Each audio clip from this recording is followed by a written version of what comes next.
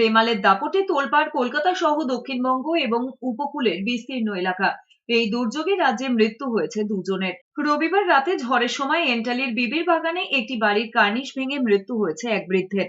Police সূত্রে খবর, মৃত বৃদ্ধ বছর 51 মোহাম্মদ সাজিদ। স্থানীয় সূত্রে খবর, আইপিএল এর ফাইনাল ম্যাচ দেখতে বন্ধুর বাড়িতে গিয়েছিল ছেলে। তবে ঝড়ের মধ্যে ছেলে বিপদে পড়তে পারে এমন আশঙ্কায় তিনি ছেলেকে ডাকতে যান। তবে ঘর থেকে বের হতেই প্রবল বৃষ্টি নামে, আর তখনই বাড়ির কার্নিশ ভেঙে চাপা পড়েন তিনি। পরে স্থানীয়রা উদ্ধার করে হাসপাতালে নিয়ে গেলে কর্তব্যরত চিকিৎসক মৃত বলে ঘোষণা করেন।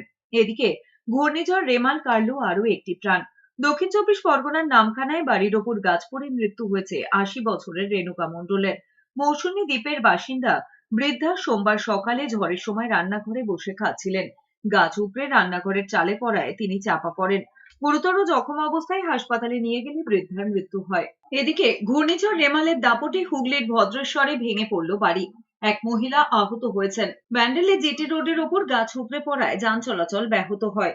একইভাবে রেমালের তাণ্ডবে ভেঙে যাওয়া কলা গাছ কাটতে গিয়ে বিদ্যুৎস্পৃষ্ট হয়ে মৃত্যু হয়েছে বাবা এবং ছেলের।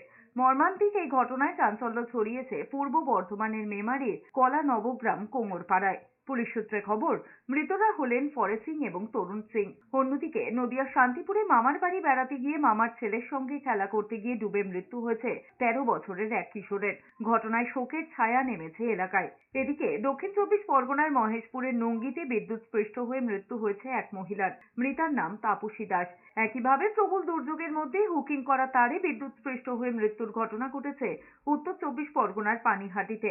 মৃতের নাম গোপাল বর্মন। অন্যদিকে প্রাকৃতিক দুর্যোগের মধ্যে দক্ষিণ চব্বিশ পরগনার কালীতলা আশুতি থানার অন্তর্গত চট্টা মাঝের পোলে দুই নাবালক বন্ধু পুকুরে স্নান করতে গিয়ে জলে তলিয়ে গিয়ে মৃত্যু হয়েছে এক নাবালকের। ছানা তৈরি করতে গিয়ে ছানা তৈরির মেশিনে বিদ্যুৎস্পৃষ্ট হয়ে মৃত্যু হয়েছে সুমন ঘোষ নামে এক যুবকের। ঘটনায় আতঙ্ক ছড়িয়েছে নদিয়ার শান্তিপুর সংলগ্ন লক্ষ্মীতলা পাড়া এলাকায়। এদিকে ঘূর্ণিঝড় রেমালের দাপটে হুগলির ভদ্রেশ্বরে বাড়ি ভেঙে পড়ে আহত হয়েছে এক মহিলা।